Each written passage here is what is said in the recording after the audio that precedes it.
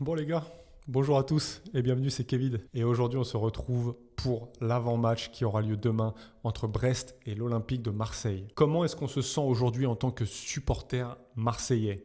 Eh bien encore une fois, c'est compliqué. C'est compliqué pourquoi? Parce que oui, on a enfin trouvé un nouvel entraîneur. Mais comme on a pu le voir hier dans ma dernière vidéo, l'avenir de Longoria reste plus qu'incertain et pour être honnête, il risque de partir. Ils sont actuellement en discussion entre ses avocats et le club.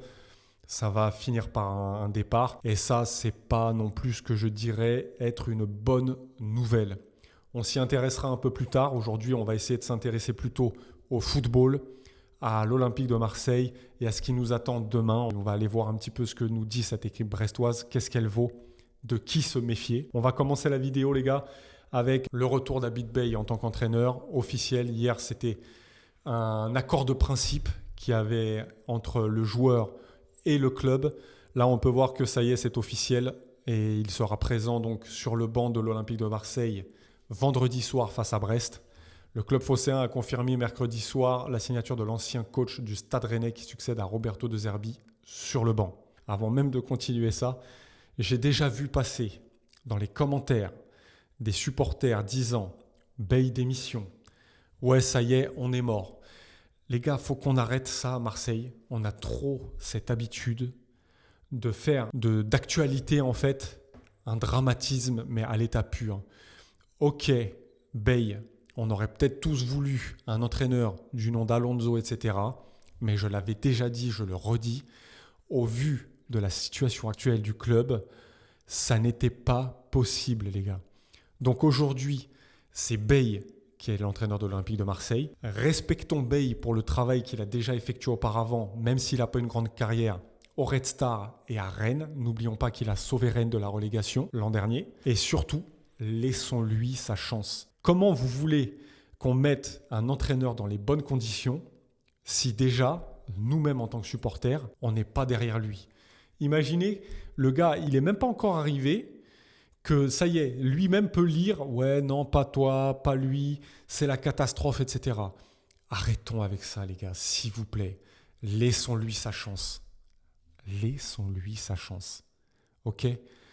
On jugera de ce qu'il vaut après. Il n'est même pas arrivé, on a déjà commencé à juger. Non, stop à ça, les gars. Moi, je ne suis pas d'accord avec ça. On va voir et on va lire ce que dit Benatia et le pourquoi il l'a choisi. Donc, Benatia s'explique sur son choix. Le choix d'Abid Bey comme nouvel entraîneur de l'OM s'inscrit pleinement dans notre volonté de recruter un technicien doté de leadership nécessaire pour prendre en main le groupe qui doit bien évidemment être remobilisé après une période sportive compliquée. Dès nos premiers échanges, il m'a semblé extrêmement engagé et totalement tourné vers la suite. Des objectifs clairs pour tous, retrouver rapidement le chemin de la victoire, viser une place sur le podium de la Ligue 1 et tenter de remporter la Coupe de France afin d'offrir au peuple marseillais un trophée. Évidemment, ça coule de source que nous, en tant que supporters, on veut ce trophée. Et je dirais même qu'on le veut plus que tout autre trophée parce qu'on ne l'a pas remporté et ce depuis 1989. Ne nous mentons pas, on fait de cet objectif, de ce trophée, une priorité. C'est évident. Franck McCourt s'est également exprimé. Donc on peut lire que la nomination d'Abid Bey en tant qu'entraîneur de haut niveau au parcours exigeant est également un lien historique avec l'OM, nous ressente sur les défis qu'il nous reste à relever d'ici la fin de la saison. Rappelons encore une chose, Bey a joué à l'Olympique de Marseille, il a été capitaine, il connaît le club, il connaît les supporters, il connaît l'exigence des supporters envers les résultats de l'OM et surtout, ça je l'avais dit, il a un amour infini pour notre club. Alors oui, ça ne fera pas de lui l'entraîneur avec un grand E, mais au moins il vient dans un endroit qu'il connaît avec des attentes qu'il connaît et également des supporters qu'il connaît. C'est un rêve, il l'avait dit précédemment quand il était consultant sur les antennes de Canal, c'est un rêve pour lui d'entraîner le club. Aujourd'hui, il réalise son rêve. Laissons-le faire. Je reviens là-dessus, laissons-le faire les amis. Allez, on va enchaîner maintenant avec l'avant-match. On va s'intéresser à cette équipe de Brest. Et il y a une information qui est tombée, je vous la partage à l'écran. Comme on peut le voir, le Stade brestois sans ses ultras contre l'OM. La commission de discipline de la LFP a sanctionné la tribune Quimper d'un match de fermeture avec révocation d'un sursis après le comportement des supporters lors du derby contre Lorient. Il n'y aura donc pas d'ultra contre l'OM ce vendredi. Alors, on connaît un peu tous le poids que peuvent avoir les supporters en termes de soutien envers leur équipe. Là, le fait qu'une tribune soit fermée, oui, ça va nous avantager parce que Brest sera privé de certains de ses supporters. Maintenant, nous, est-ce que ça nous fait peur? Je ne pense pas. Est-ce que c'est bon? Est-ce que c'est un petit plus? Oui. Après, nous, en ce qui concerne nos supporters, je n'ai pas vu d'article concernant une pseudo-interdiction de nos supporters de se déplacer. Donc, je pense qu'on aura quand même nos supporters là-bas. Et après, qu'on se le dise, les gars, soyons honnêtes, on est un petit peu partout chez nous. Hein, on ne va pas se mentir, partout, dans toutes les villes, dans tous les stades, il y a des supporters de l'Olympique de Marseille. Voilà la petite info concernant les supporters du stade brestois qui pourront manifestement pas venir tous supporter leur équipe. Et on va donc aller s'intéresser plus en profondeur à cette équipe de Brest, comment elle évolue, quels sont ses derniers résultats. On voit ça tout de suite, les amis. Donc, comme on peut le voir, demain, match à 20h45, Brest Olympique de Marseille. Une chose que j'adore faire, et je pense qu'on le fait à peu près tous, c'est aller voir les face-à-face qu'il y a eu, les confrontations directes entre les deux équipes. Donc, on va voir ça ensemble, les amis. On peut voir que sur les derniers matchs depuis 2022, c'est plutôt en notre faveur. On se déplace plutôt bien et on accueille plutôt bien les Brestois. Donc, si on remonte à 2022, on peut voir qu'il y a eu un match nul, ensuite une défaite. Après, il y a eu une victoire de nos hommes, une défaite à nouveau. Et puis là, sur les 3 derniers matchs, on est plutôt sur une forte domination de l'Olympique de Marseille. Victoire 5-1, victoire 4-1. Et puis cette année, 3-0. Alors attention, moi je reste toujours prudent parce que chaque match est différent. Là, encore une fois, on n'attaque pas le match de la même façon qu'au début d'année. Là, on est dans un contexte particulier, je le rappelle. Donc, ne nous enflammons pas trop. Ne pensons pas que c'est gagné, qu'on va aller s'imposer là-bas facilement. Ça ne sera pas facile. Quand on regarde les résultats, les derniers résultats de Brest, alors on peut voir qu'ils ont perdu à Lyon 2-1. Ils ont perdu ensuite à Toulouse. Par contre, après, c'est un match nul à Nice, 2 buts partout. Ils ont freiné. Ça, c'est important. Ils ont battu Lorient 2-0. Est-ce qu'on a besoin de rappeler à quel point Lorient était sur une série historique? Je vais vous montrer ça. Lorient, quand on prend leurs derniers résultats, c'était match nul contre Strasbourg, victoire en Coupe de France, un nouveau match nul contre Metz, victoire en Coupe de France, victoire à Monaco, victoire à Rennes, victoire contre Nantes et victoire contre le Paris FC. Et Brest, comme on peut le voir juste ici, est venu stopper la série de Lorient. Lorient qui était très bien lancé. Donc attention à cette équipe de Brest. Ce n'est pas une équipe à prendre à la rigolade. On va voir comment elle évolue. Il me semble qu'ils évoluent en 4-2-3-1, si je ne dis pas de bêtises. Regardons ça. Exact. 4-2-3-1 avec une défense composée de Lala, Chardonnay, Koulibaly et Guindo. Milieu de terrain, Magnetti, Chotard. Et niveau animation offensive, on peut voir qu'il y a Doumbia, Toussard, Lascari et à York. On reviendra sur certains joueurs de Brest, les gars.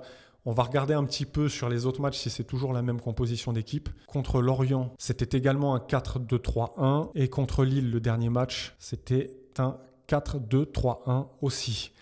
Alors, si j'ai une attention particulière à attirer, on le connaît, on ne le présente plus. C'est un excellent joueur de foot. C'est Hugo Magnetti. Ce joueur-là va nous poser problème dans notre milieu de terrain. C'est un joueur qui est doté d'une excellente vision de jeu, un excellent jeu au pied. Il peut jouer court, il peut jouer long. Il est également très bon dans les replis défensifs. Il remporte beaucoup de duels et il n'hésite pas également à se projeter vers l'avant. Ce qui va nous poser question quant à notre composition d'équipe et le schéma dans lequel on va se présenter. Est-ce qu'on sera en 3-5-2 ou en 4-3-3? On ne sait pas. Maintenant, Chotard, Magnetti au milieu de terrain à Brest, c'est solide. Et puis, c'est un milieu de terrain très joueur. Niveau offensif, Del Castillo, très bon joueur également. Et on ne va pas présenter non plus à York.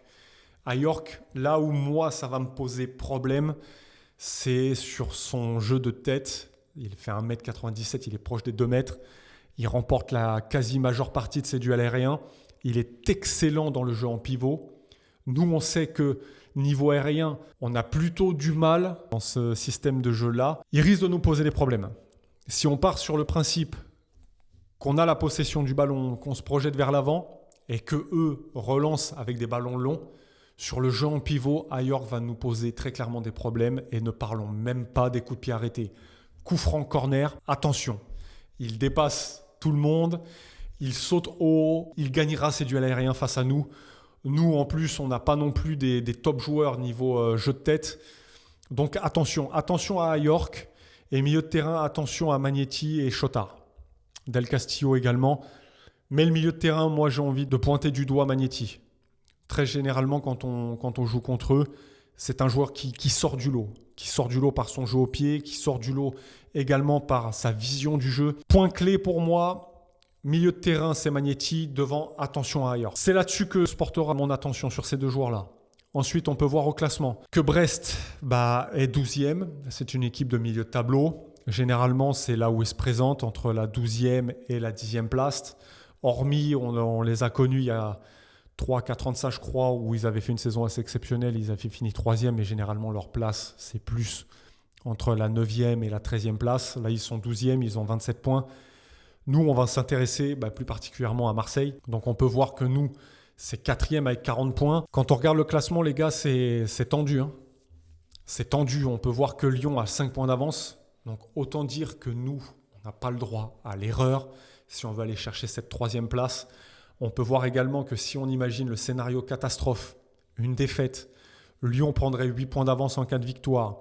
Lille et Rennes, comme vous pouvez le voir au classement, reviendraient à seulement 3 points. Ce qui voudrait dire que nous ne serions plus qu'à 3 points de la 6e place. C'est pas ce qu'on vise, c'est pas ce qu'on veut, mais on est obligé d'y penser quand on regarde le classement, les gars. Donc on espère une victoire, mais on n'aborde pas ce match de la meilleure des façons avec un état d'esprit plutôt conquérant. J'ai envie de penser qu'on va y aller pour gagner. De toute façon, au vu du classement, on doit aller s'imposer là-bas. Maintenant, est-ce qu'on va être en capacité de le faire? Je m'interroge quel va être le discours d'Abid Bey, parce qu'il sera là. Est-ce qu'il va réussir à trouver les mots nécessaires pour redonner confiance à nos joueurs, pour éviter de sombrer dans ce fameux dernier quart d'heure? C'est tout ce que j'espère. Et c'est tout ce qu'on espère, je le pense. On va aller voir un petit peu la composition d'équipe que moi, je privilégierais. Et moi, je partirais donc sur un 4-3-3. 4-3-3 comme la semaine dernière. J'ai trouvé qu'on avait été plutôt bon dans l'utilisation du ballon. On avait également trouvé, encore une fois, avant ce fichu dernier quart d'heure, une certaine assise défensive. On avait pu voir un Pavard qui avait retrouvé un peu de confiance aux côtés d'Aguerd. De toute façon, c'est simple. Quand Aguerd il est là, ça change tout. Notre défense, elle se sent plus sereine. On se trouve mieux. Il y a beaucoup plus d'automatisme, même derrière. Ça communique plus. Donc, je partirais sur ce 4-3-3-là avec Rouli dans les buts. Oué à droite, Pavard Aguerd dans l'axe parce que Balerdi, de toute façon, est toujours malade. Et je ne changerai pas de toute façon cette équipe-là qu'on a vue la semaine dernière, même si Balerdi était de retour, je ne le titulariserai pas. Emerson à gauche, milieu de terrain composé de Timber, Højbjerg et Nadir et une animation offensive avec Greenwood à droite, Gouiri en pointe et Peixao sur le côté gauche. Pourquoi je resterai sur ce système-là en 4-3-3 ? Parce que comme je le disais, on a une certaine assise défensive à 4, c'est beaucoup plus sûr. Je ne trouve pas qu'on ait les joueurs avec le... Je ne sais pas si on peut dire le talent, mais en tout cas, on n'a pas les défenseurs faits pour pouvoir jouer à 3. On a du mal à se positionner quand on joue à 3 derrière. Et même quand on essaye de jouer le hors-jeu, on n'y arrive pas. Et je trouve qu'on a une défense assez lente pour risquer de se mettre avec une défense haute à 3. Moi, je ne resterai pas avec ce système-là. Je resterai avec 4 défenseurs, une défense à plat, 3 milieux de terrain, avec pourquoi pas, comme on l'a vu la semaine dernière, Nadir qui serait dans un rôle un petit peu, j'ai envie de dire, hybride. Il peut se projeter vers l'avant, mais la semaine dernière, il nous a fait aussi énormément de bien au niveau des récupérations de balles. Il a gagné un nombre conséquent de duels. Il a aussi aidé la défense sur ses replis défensifs.